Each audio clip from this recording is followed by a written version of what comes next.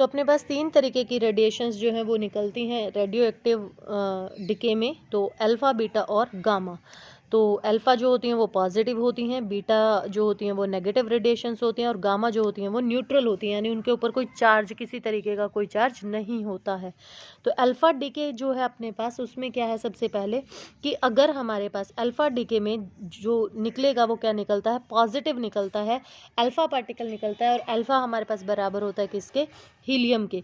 तो हमारे पास क्या होगा, जैसे मैंने यहाँ पे यूरेनियम ले लिया, तो यूरेनियम में से 2 ये गया, तो यहाँ कितना रह गया, 90, बराबर होना चाहिए, क्योंकि अपने पास यहाँ से 4 इधर निकल गया, तो यहाँ कितना हो जाएगा, 34। तो अब जब हम देखते हैं टेबल में, तो अपने पास 90 के ऊपर जिसका एटॉमिक नंबर 90 हो, तो वो कौन होता है, थोरियम। तो यानी कि x की वैल्यू यहाँ क्या हो जाएगी, थोरियम हो जाएगी। तो इसके लिए अगर मैं जर्नल फॉर्म लिखूँ, तो जर्नल फॉर्म हमारे पास क्या आएगी, ये आ जाएगी कि हमारे पास एटॉमिक नंबर जो है it is reduces by 2 and atomic mass is reduces by 4, और प्लस में क्या निकल जाएगी, एनर्जी निकल जाएगी। तो इसमें हमारे पास ये तकरीबन पूरी थ्योरी ही है। तो इसमें सबसे पहले क्या क्या कहते हैं कि जो हमारे पास जो कंपोनेंट है, one component is due to attractive nuclear forces which dominate inside the nucleus making net potential energy negative. ये तो सारा हमें पता ही है कि हमारे पास क्या क्या चीज़ें हैं वहाँ पर।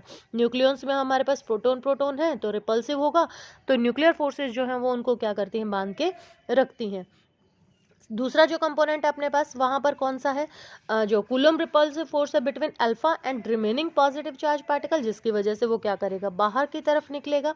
तो यहाँ पर अपने पास एक बहुत इंपॉर्टेंट क्वेश्चन आता है, जो कि आपके कॉन्सेप्चुअल क्वेश्चंस के उसमें आ सकता है।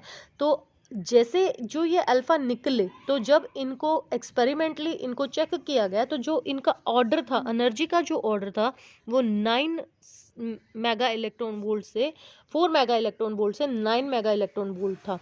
तो अब यहाँ पर लेकिन ये स्टडी रिवील करती है हमारे पास जो न्यूक्लियस है अल्फा पार्टिकल का, वहाँ पर जो पोटेंशियल बैरियर है, जो यानी कि जो न्यूक्लियस है उससे निकलने के लिए जो हमारे पास पोटेंशियल बैरियर है, वो कितना है अपने पास, 25 मेगा इलेक्ट्रॉन वोल्ट का है।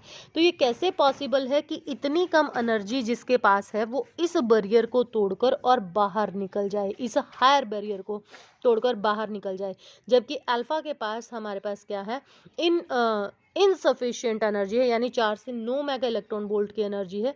तो ये इम्पॉसिबल है अल्फा का वहाँ से निकल जाना। तो आपको यही क्वेश्चन आएगा कि लेकिन प्रैक्टिकली हम देख रहे हैं कि अल्फा हमारे पास निकल रहा है, तो ये पॉसिबल है कैसे।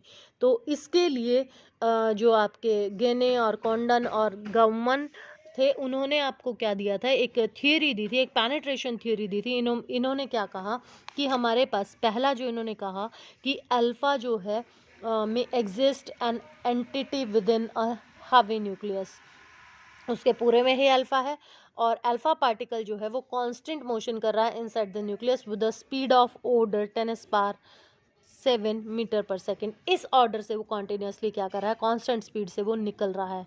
थर्ड उन्होंने क्या कहा कि क्वांटम मैकेनिक्स के under their is a small but finite probability that the particle may pass through the barrier even if energy is insufficient।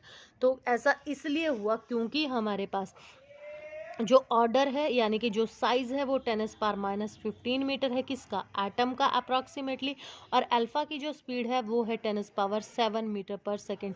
तो ये बहुत ज़्यादा है इसके साइज के अकॉर्डिंगली।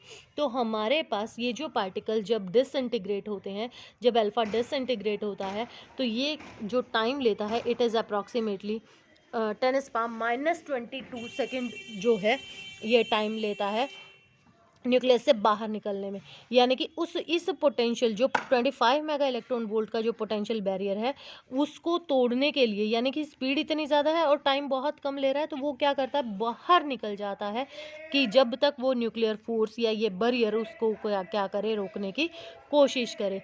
और अल्फा का इस तरीके से बाहर निकलना क्या कहलाता है, टनलिंग इन द न्यूक्लियस, यानी कि न्यूक्लियस के अंदर उसने क्या बना दिया, एक टनल बना दी, और वो क्या कर गया, बाहर निकल गया। ठीक है, तो ये अल्फा डीके होता है अपने पास कि अनसफिशिएंट एनर्जी होते हुए भी वो क्या कर जाता है, उस न्यूक्लियस से बाहर निकल जाता है। नेक्स्ट है हमारे पास बीटा डीके। बीटा डीके तो इसमें भी एक इम्पॉर्टेंट क्वेश्चन बनता है, वो बताऊंगी मैं अभी आपको। तो बीटा हमारे पास क्या होता है कि the phenomena of emission of electron from the radio active nuclei, यानी कि अपने पास क्या है, जैसे मैंने अभी यहाँ पर थोरियम लिया 234, तो इसमें से एक बीटा निकल गया, बीटा मतलब यानी कि एक इलेक्ट्रॉन निकल गया, तो माइनस, और मास अप्रॉक्सीमेटली 0 होता है, तो यहाँ माइनस है, तो यानी कि यहाँ जो मास एटॉमिक नंबर है वो कितना हो जाएगा, 1 प्लस हो जाएगा, और यहाँ पर मास में कोई चेंज नहीं आ रहा, तो यही रहेगा। तो ये पोलोडियम का होता है अपने पास। तो दैट मीन्स इसकी जर्नल इक्वेशन क्या बन जाएगी, ZaX, that the atomic number is increased by 1 and the mass number is same when one electron is passing out, या बीटा डिके अगर हमारे पास होगा तो। अब हमने इसको क्या किया, इलेक्ट्रॉन से कंपेयर कर रहे हैं हम इसको, लेकिन अब हमारे पास यहाँ पर क्या है कि जब हम इसको इलेक्ट्रॉन से कंपेयर कर रहे हैं, तो अब देखो जैसे अपने पास यहाँ पर एक पर्टिकुलर ऑर्बिट में इलेक्ट्रॉन है, अब मान लो यहाँ 6 या 5 या 3 4 जो जितने भी इलेक्ट्रॉन है अपने पास इस ऑर्बिट में, तो इन सबको सेम अमाउंट ऑफ एनर्जी चाहिए क्या, यहाँ से बाहर निकलने के लिए। लेकिन क्या किया गया, एक्सपेरिमेंटली जब देखा गया कि बीटा जो है अपने पास वो बहुत स्मॉल एनर्जी से निकल रहे थे, कुछ बीटा जो थे वो बहुत ज़्यादा एनर्जी से निकल रहे थे, और कुछ जो थे वो मैक्सिमम एनर्जी से निकल रहे थे। तो जो बीटा कैरी कर रहे थे maximum energy, that is called and point energy. अब क्योंकि इनको सेम चाहिए, तो ये तो एनर्जी कंजर्वेशन ऑफ एनर्जी को फॉलो ही नहीं कर रहा है। तो इसके साथ साथ क्या कहा गया कि जब अपने पास जो मोस्ट ऑफ द बीटा थे वो डिक्रीज कम एनर्जी से निकल रहे थे, और लेकिन एनर्जी क्या चाहिए अपने को, वो मैक्सिमम चाहिए। तो यहाँ पर कहा गया कि इसके साथ इस हाइपोथेसिस में क्या कहा गया कि बीटा कभी भी अकेला नहीं निकलता, उसके साथ एक पार्टिकल और निकलता है। इस तरीके से उसको सिंबल दिया गया, and that is called neutrino. तो इसको क्या नाम दिया गया, न्यूट्रिनो नाम दिया गया, या एंटी न्यूट्रिनो कहा गया, ठीक है। तो beta particle always accompanied by another particle of zero rest mass zero charge, यानी कि ना इस पे कोई मास है ना इस पे कोई चार्ज है, और इस पार्टिकल को नाम दिया गया क्या, एंटी न्यूट्रिनो। और जब अपने पास बीटा के पास कम एनर्जी होगी तो ये बाकी की एनर्जी रख रहा होगा, अगर इसके पास हमारे पास क्या है, ज़्यादा एनर्जी है, तो इसके पास कम एनर्जी होगी, ये मैक्सिमम से निकल रहा होगा तो इसके पास जीरो एनर्जी होगी। तो ये एनर्जी कंजर्वेशन ऑफ एनर्जी को क्या कर रहा होगा, फॉलो कर रहा होगा। नेक्स्ट जो डीके है हमारे पास, that is called gamma DK.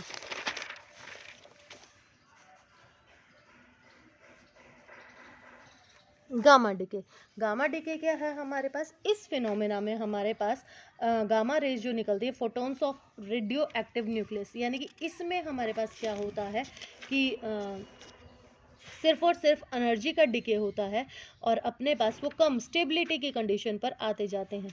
तो इसमें हमारे पास क्या नहीं होता, ना मास नंबर चेंज होता है, ना ही हमारे पास क्या होता है, एटॉमिक नंबर चेंज होता है। तो हमारे पास इसमें सिर्फ और सिर्फ एनर्जी निकलती है, और वो एनर्जी जो है हमारे पास वो किसकी फॉर्म में निकलती है, एटॉमिक एनर्जी लेवल जो हमने बनाया था on the count of emission of visible radiation निकल सकते हैं, यूवी रेडिएशंस निकल सकती है, इंफ्रारेड रेडिएशंस निकल सकती है। तो इस तरीके से हमारे पास एनर्जीज उसमें से निकलती जाती हैं, और वो एक ऐसे लेवल पर आ जाता है जहाँ उसमें क्या आ जाती है, स्टेबिलिटी आ जाती है, ठीक है। तो इसको हम क्या कहते हैं, जब हमारे पास इस तरीके से सिर्फ और सिर्फ रेडिएशंस निकलते हैं without loss of any mass and atomic number, तो उसको हम कहते हैं गामा डीके, ठीक है। तो इसको हम क्या लिखेंगे, जो जर्नल इक्वेशन इसकी होगी, तो यहाँ पर x ही रहेगा क्योंकि ये चेंज नहीं हो रहा, और प्लस में क्या निकल गई है, एनर्जी निकल गई है in the form of radiations. Next है हमारे पास न्यूक्लियर रिएक्शंस। न्यूक्लियर रिएक्शंस वही आपके पास फिजन और फ्यूज़न, आपको पता ही है जो आपने 10th क्लास में पढ़ी थी, कि अगर हमारे पास कोई छोटा न्यूक्लियाई क्या हो जाए, जुड़ जाए, और जुड़कर क्या बना दे, हैवी न्यूक्लियाई बना दे, that is called fusion, fusion कहलाता है। और अगर हमारे पास कोई बड़ा न्यूक्लियाई क्या करे, टूट जाए, तो इस प्रोसेस को हम क्या कहते हैं, फिजन कहते हैं, ठीक है। तो 2 या 2 से छोटे न्यूक्लियाई में टूट जाए तो उसको हम क्या कहते हैं, फिजन कहते हैं। चेन रिएक्शन आपने न्यूक्लियर रिएक्टर में पढ़ी ही थी कि हमारे पास हम क्या करते हैं, इसके ऊपर बम्बार्डिंग करते हैं किसकी, न्यूट्रॉन की। तो 1 से 3 न्यूट्रॉन हमारे पास निकलते हैं, फिर ये दोबारा बम्बार्डिंग करेंगे, 3 इससे, 3 इससे, और 3 इससे, फिर इससे 3, इससे 3, इससे 3, इस तरीके से ये बनती रहती है, और ये एक चेन रिएक्शन बन जाती है। अगर ये कंट्रोल नहीं की जाती है तो हमारे पास ये एटॉमिक बम बन जाता है, जो हिरोशिमा और नागासाकी पर गिराया गया था, न्यूक्लियर बम बन जाता है। और अगर इसको कंट्रोल मैनर में किया जाता है तो ये हमारे पास न्यूक्लियर रिएक्टर में एनर्जी रिलीज़ करते हैं। तो उसमें जो प्रोसेस होता है that is fusion. Fusion process जो है वो लैबोरेटरिक प्रोसेस नहीं है, ये प्रोसेस सिर्फ और सिर्फ स्टार्स और सन वगैरह में जो रिएक्शंस हो रही हैं उसमें हो रहा है, ठीक है। और बाकी का इस चैप्टर से आपका न्यूक्लियर रिएक्टर वगैरह दिए हुए हैं, ये आपके सिलेबस में नहीं है, कट चुके हैं। तो यहाँ पर ये यूनिट आपकी ख़त्म हो जाती है। तो इसमें अगर आपको कोई भी प्रॉब्लम हो तो आप मुझसे पूछ सकते हैं मेरे व्हाट्सएप पे मैसेज करके या कॉल करके। और इसके बाद हम 9th यूनिट शुरू करेंगे कल से।